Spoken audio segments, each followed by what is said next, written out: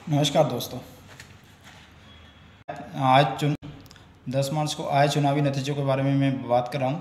चुनाव लोकतंत्र का एक सबसे बड़ा पर्व होता है, जो कि 10 मार्च को जो रिजल्ट आए इस उसके बारे में, उससे संबंधित मैं बात कर रहा हूँ।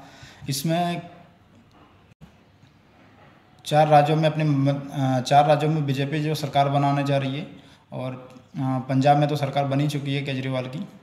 तो उसका पूरा हम एनालिसिस करने वाले हैं, क्योंकि इस चुनाव काफ़ी मायने रखते हैं। और आने वाले जो 3 राज्य में चुनाव है, गुजरात, मध्य प्रदेश और राजस्थान में जो चुनाव होने वाले हैं, वो भी काफ़ी मायने रखेंगे 2023 में। तो उसका कुछ विश्लेषण कर लेते हैं। तो सबसे पहले चार्ट देखते हैं, जिसमें जो बीजेपी की जो सीट आई है। सबसे पहले बात करते हैं पंजाब राज्य की, जो 2017 में 20 सीटें इनकी थी, लेकिन इस बार के जो चुनावी नतीजे आए उनमें 92 सीट्स इनको मिली है, और काफ़ी अच्छा बहुमत मिला है। पिछली बार 20 सीट आई थी, इस बार 92 आई है। और दूसरा बात करते हैं उत्तर प्रदेश की, तो 325 सीटें बीजेपी गठबंधन को मिली थी, और इस बार जो मिली है इनको 273 सीट्स इनको मिली है। यानी कि अगर आंकड़ा देखा जाए तो इनको 52 सीट जितनों का नुकसान है इस बार। लेकिन काफ़ी अच्छी जीत दर्ज की गई है, इतना, क्योंकि इस बार जो है लहर, सपा पार्टी बोल रही थी कि लहर चल रही है, लेकिन ऐसा कुछ हुआ नहीं, बड़ी बात है। और कांग्रेस का इस तरह से काफ़ी नीचे इनका ग्राफ चला जाना, क्योंकि कांग्रेस में जो दिल्ली में सरकार थी, वो उसमें भी सबसे भारी बहुमत से केजरीवाल सरकार आई थी। इसके बाद पंजाब की बात करते हैं, तो कांग्रेस की सरकार थी, वहाँ पे भी बीजेपी ने यहाँ पर भी जो है आम आदमी पार्टी ने कब्जा किया है। तो कांग्रेस जो भी दोनों दिल्ली से आ रही है, तो आम आदमी पार्टी भारी बहुमत लाई है। ऐसा ही दौरा जो है पंजाब में हुआ है, क्योंकि 117 में से 92 सीटें केजरीवाल की जो है पार्टी। देश की भी सपा इस बार काफ़ी मजबूत विपक्ष पार्टी के तौर पर बनकर उभरी है, और 125 प्लस सीटें इनकी जो आई है। यहाँ पर बात करते हैं बीजेपी की, 57 सीट्स आई है, जो पिछली बार जो है 47 सीट्स यहाँ पर आई थी, इस बार 57 सीट्स उनकी है। और बात करते हैं इसके अलावा गोवा की, अगर हम बात करते हैं तो गोवा में जो है इस बार पिछली बार की बात करते हैं तो गोवा में बीजेपी 13 सीट लेकर आई थी, लेकिन इस बार 20 सीट लेकर आई है। 7 सीटों का इनको फ़ायदा हुआ है। कांग्रेस की जो है वो 11 सीट आई हुई है यहाँ पे। अगर मणिपुर की बात करते हैं तो पिछली बार जो है बीजेपी की 21 सीट थी, आप ये चार्ट में देख सकते हैं। पूरा अदर पार्टी को भी जो है सीट्स यहाँ पर लिखी हुई है। पिछली बार जो थी उनकी 32 सीट थी। यहाँ पर अगर बीजेपी की बात की जाए तो पिछली बार 21 सीट आई थी, लेकिन इस बार जो है 32 सीटों के साथ में सरकार बनाने जा रही है भारतीय जनता पार्टी।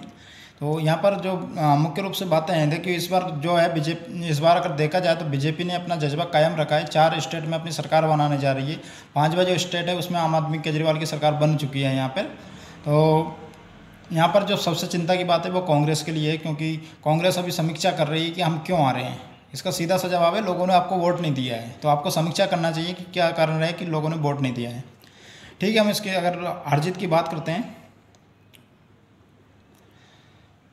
इसमें ऐसा नहीं है कि बीजेपी को भी मतलब काफ़ी बम्पर जीत मिली है। इसमें भी बीजेपी के अगर देखा जाए तो मुख्य 10 मंत्री जो थे उत्तर प्रदेश सरकार में, उस 10 मंत्रियों को हार मिली है। तो इस बार उत्तर प्रदेश को एक नया मंत्रिमंडल मिलने वाला है। उसके लिए लखनऊ से दिल्ली तक दौड़ पिछले 8 दिन से लगातार दौड़ जारी है। देखते हैं 25 मार्च को शपथ लेने वाले हैं योगी जी। इसके बाद देखते हैं किस तरह से मंत्रिमंडल मिलेगा। यहाँ पर अगर बात की जाए, सपा ने काफ़ी कमबैक अच्छा किया है, लेकिन सपा का एक प्रॉब्लम रही है कि जब चुनाव के 5-6 महीने पहले ही जो है इन लोगों ने अपनी तैयारियां शुरू की है। पिछले 5 साल में भी अभी तक कोई पार्टी अपना ऐसा नहीं बताई कि हमने तैयारियां नहीं की, लेकिन जिस तरह से देखा जाए, जिस तरह से पिछले 4-5 महीने में एक्टिव थी, अगर पिछले 5 सालों से जनता के मुद्दों को लेकर एक्टिव रहती है तो काफ़ी उम्मीद थी ये एक इसको टक्कर, बीजेपी को टक्कर दे सकती थी। लेकिन ठीक, अच्छी बात यह है कि काफ़ी मजबूत विपक्ष के तौर पर सपा आई है, और हो सकता है इस बार काफ़ी अच्छी सरकार चलेगी। पिछली बार भी काफ़ी काम तो किया ही है, और लेकिन इस बार विपक्ष मजबूत होने से चीज़ें क्लियर रहेगी, क्योंकि ये सरकार चलाने के लिए विपक्ष को मजबूत होना बहुत ज़रूरी होता है। और केजरीवाल की बात करते हैं तो एक तरह से देखा जाए तो कुछ जो योजनाएं होती है इसमें केजरीवाल जो है मोदी को भी फॉलो कर रहे हैं। कुछ योजना को अगर देख लेते हैं तो अगर इनकी जोड़ी की बात की जाए तो जैसे मोदी और अमित शाह की जोड़ी है, वैसे मनीष सिसोदिया और केजरीवाल की जोड़ी है। और कांग्रेस की बात करें तो इनको कमबैक करने के लिए सिर्फ एक ही साल बना हुआ, क्योंकि अभी सवाल खड़े हो रहे हैं कि 2024 का जो चुनाव आएगा उसमें मुख्य रूप से विपक्ष का जो है रोल कौन निभाएगा, क्योंकि कांग्रेस की जिस तरह से हार हुई है इस तरह से नहीं लगता है कि 2024 में मुख्य पार्टी कांग्रेस जो है विपक्ष के तौर पर रहेगी, क्योंकि तीसरा ऑप्शन भी निकल कर सामने आ रहा है। जो 2023 में जो तीनों स्टेट में जो चुनाव है, अगर इसमें केजरीवाल की अगर पार्टी मजबूत होती है यहाँ पे, तो एक विपक्ष 2024 में विपक्ष के रूप में सामने आ सकती है। समझते हैं क्या, कांग्रेस अभी काफ़ी बड़ी पार्टी है, इनको भी अगर एक साल के अंदर भी कमबैक करना चाहें तो बिल्कुल आ सकती है, क्योंकि इनमें भी काफ़ी अच्छे नेता हैं। और लेकिन हार की समीक्षा करने से ज़रूरी है कि मैदान में रहना पड़ेगा 2 साल तक कंटिन्यू, क्योंकि बीजेपी का जीतने का मुख्य कारण क्या हो कि वहाँ के जो उनके ग्राउंड के जो नेता वो उतनी मेहनत भी करते हैं। क्योंकि अगर जैसे हम बीजेपी के नाम लेते हैं तो मुख्य रूप से बहुत सारे नेताओं के नाम आते हैं, नरेंद्र मोदी, अमित शाह,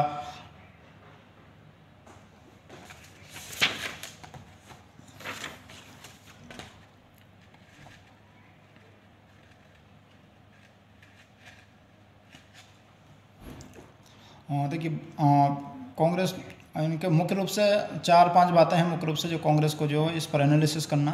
सबसे मुख्य रूप से जो एक पारिवारिक पार्टी का जो थप्पा लगा हुआ है, तो एक उस पर भी काम करना पड़ेगा, क्योंकि ऐसा नहीं है कि सिर्फ कांग्रेस में ही परिवारवाद है, हर पार्टी में है। बीजेपी में अगर देखते हैं तो पीयूष गोयल दे सकते हैं, अनुराग ठाकुर है, और सपा में देखते हैं तो अखिलेश यादव, आरजेडी में जो है तेजस्वी यादव है, शिवसेना में अगर हम देखते हैं तो उद्धव ठाकरे का नाम आता है। तो ऐसा नहीं, सब पार्टी में परिवार थोड़ा बहुत तो है ही, लेकिन जो एक ठप्पा लगा हुआ उसके लिए भी एक इनको संगठन को मजबूत करने की बहुत ज़रूरत है। क्योंकि दूसरा जो है कांग्रेस के जो युवा नेता हैं उनको आगे लाने की बहुत ज़रूरत है, क्योंकि बहुत अच्छे नए नए युवा नेता जो उनसे जुड़े हुए हैं पार्टी से, लेकिन वो कुछ अपना जलवा नहीं दिखा पा रहे हैं, क्योंकि वो अपने क्षेत्र में जो है अपने क्षेत्र में काफ़ी पॉपुलर है, लेकिन एक नेशनल लेवल पर आकर जो है उनको काम दिखाना होगा और लोगों में एक विश्वास जगाना होगा, क्योंकि तभी जाके जो है सर कमबैक कर सकती है। और नए नेताओं को चुनाव में मौका देना बहुत ज़रूरी है, क्योंकि मेरे जिस क्षेत्र से मैं बिलोंग करता हूँ वहाँ पर भी कांग्रेस के काफ़ी नेता हैं, लेकिन उनको वे पिछले 10-15 सालों से उसी पोजीशन पे है जिस पोजीशन पर वो होते हैं। क्योंकि और बीजेपी ने उन जगह पे काफ़ी जगह अपनी जगह बनाई है।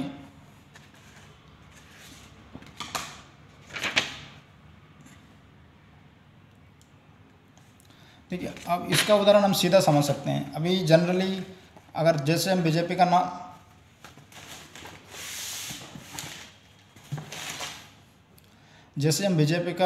नाम हमारे दिमाग में आता तो मुख्य रूप से कुछ नेताओं का नाम सामने आता है। जैसे बीजेपी का नाम सामने आता है तो नरेंद्र मोदी, अमित शाह, योगी, आपका स्मृति ईरानी, नितिन गडकरी, राजनाथ सिंह, अनुराग ठाकुर, प्रज्ञा ठाकुर, शिवराज सिंह चौहान, मनोज तिवारी, जेपी नड्डा, संबित पात्रा। इस तरह से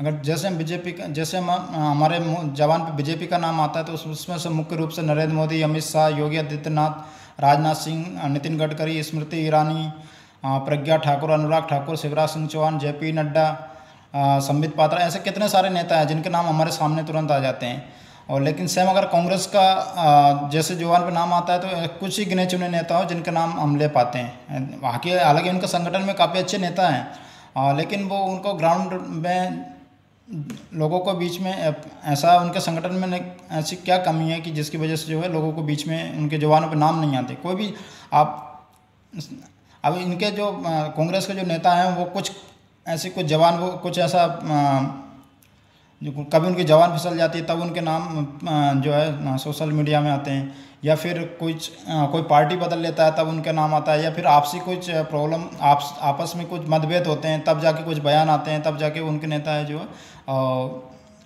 तब जाके जो नेता है टीवी और सोशल मीडिया पे आते हैं। तो एक्चुअली में काम करने के लिए और लोगों के बीच में जो मजबूती बनाई हो विपक्ष जो भारतीय जनता पार्टी के नेताओं ने काफ़ी अच्छी बनाई है। उसका ये नतीजा जो सामने हम देख रहे हैं कि 4 स्टेट में उन्होंने सरकार बनाई है। तो कांग्रेस को ये एनालिसिस नहीं करना है कि हम क्यों हारे हैं, क्योंकि जनता ने आपको वोट नहीं दिया इसलिए आप हारे हैं। आपको ये एनालिसिस करना है कि जनता ने वोट क्यों नहीं दिया है। और पिछली बार जैसा कि जिस तरह से जो राहुल गांधी, प्रियंका गांधी काफ़ी एक्टिव थे राजस्थान में, आप देख लो, उत्तर प्रदेश में जो भी कुछ भी घटना होती थे बिल्कुल सामने जाते थे। लेकिन इसमें प्रॉब्लम ये रही है कि नेताओं ने जो है कुछ, अब राहुल गांधी की बात की जाए तो इनको 2004 में ये राजनीति में आए थे, तब से इनको कोई मंत्री पद इनको लेना था या फिर किसी किसी भी राज्य के ये मुख्यमंत्री इनको बनना था। तो उससे क्या एक वो बनता है, ठीक है, परिवार की पार्टी होने के कारण एक इनको नेतृत्व अच्छा करने को मिला। ये भारतीय जनता युवा जो है कांग्रेस के युवा मोर्चा के सदस्य रहे, लेकिन इनको किसी एक